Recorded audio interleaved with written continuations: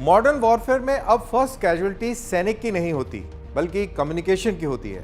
Ukraine से लेकर waste Asia तक के संघर्षों ने यह साफ कर दिया है कि जो पक्ष इलेक्ट्रोमैग्नेटिक स्पेक्ट्रम पर कंट्रोल रखता है वही बैटलफील्ड पर भी कंट्रोल रखता है। और अब इसी इनविजिबल वॉर में भारत ने एक निर्णायक कदम उठाया है। रक्षा मंत्रालय के अधीन भारत इलेक्ट्रॉनिक्स लिमिटेड ने भारतीय वायुसेना को अपना advanced ground based very ultra high frequency communication jammer देना शुरू कर दिया है। यह एक पावरफुल इंडिजिनस सिस्टम है जिसे बिना एक भी गोली चलाए दुश्मन के कम्युनिकेशन को खामोश करने के लिए डिजाइन किया गया है। तो इसका भारत की इलेक्ट्रॉनिक वॉरफेयर कैपेबिलिटी के लिए क्या मतलब है और यह फ्यूचर एयर ऑपरेशंस को कैसे बदल देगा, आइए इसे जरा करीब से समझते हैं।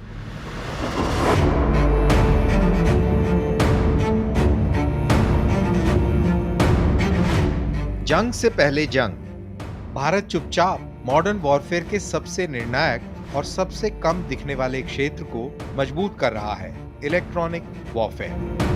भारत इलेक्ट्रॉनिक्स लिमिटेड ने भारतीय वायुसेना को अपना स्वदेशी ground based VHF UHF communication jammer देना शुरू कर दिया है, जिससे बैटलफील्ड पर दुश्मन के कमांड और कंट्रोल को बाधित करने की भारत की क्षमता कई गुना बढ़ गई है। वेरी हाई फ्रीक्वेंसी और अल्ट्रा हाई फ्रीक्वेंसी बैंड्स में काम करने वाली यह प्रणाली दुश्मन के रेडियो और टेक्टिकल कम्युनिकेशन नेटवर्क्स को जैम कर सकती है। ग्राउंड फोर्सेस, एयरक्राफ्ट और कमांड सेंटर्स के बीच कोऑर्डिनेशन तोड़ सकती है।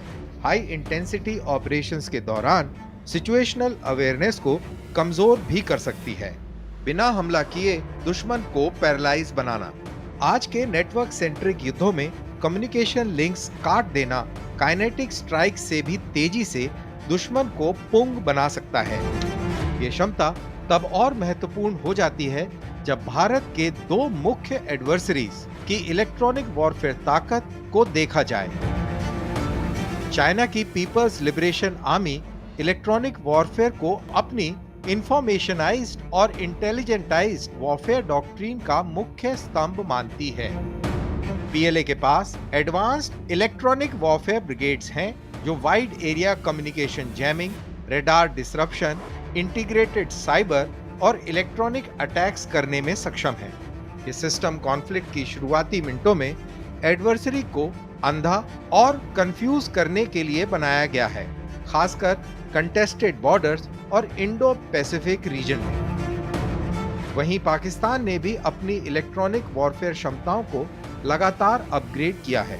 Chinese origin electronic warfare systems को पाकिस्तानी एयरफोर्स और आर्मी दोनों में इंटीग्रेट किया गया है।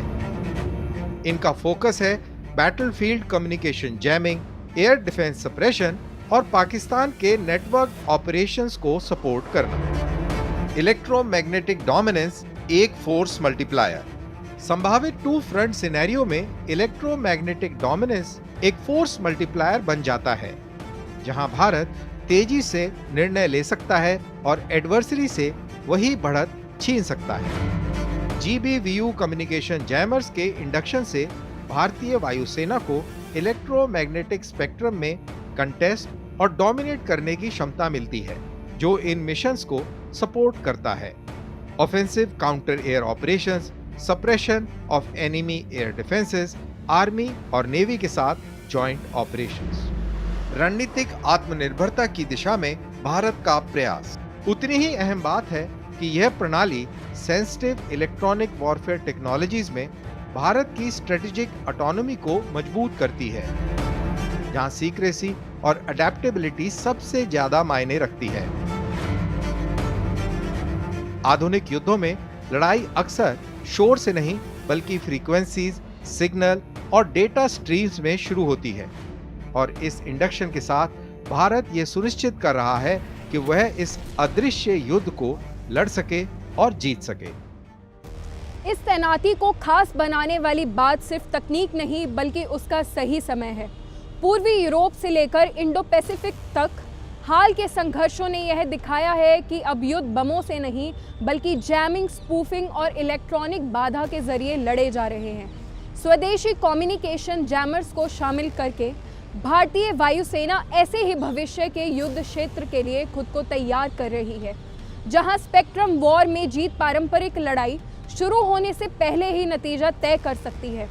यह एक साफ संदेश भी देता है कि भारत अब सिर्फ अपने नेटवर्क की रक्षा नहीं कर रहा, बल्कि दुश्मन के संचार को बाधित और निष्क्रिय करने की क्षमता भी विकसित कर रहा है। इनविजिबल, साइलेंट लेकिन डिसाइसिव।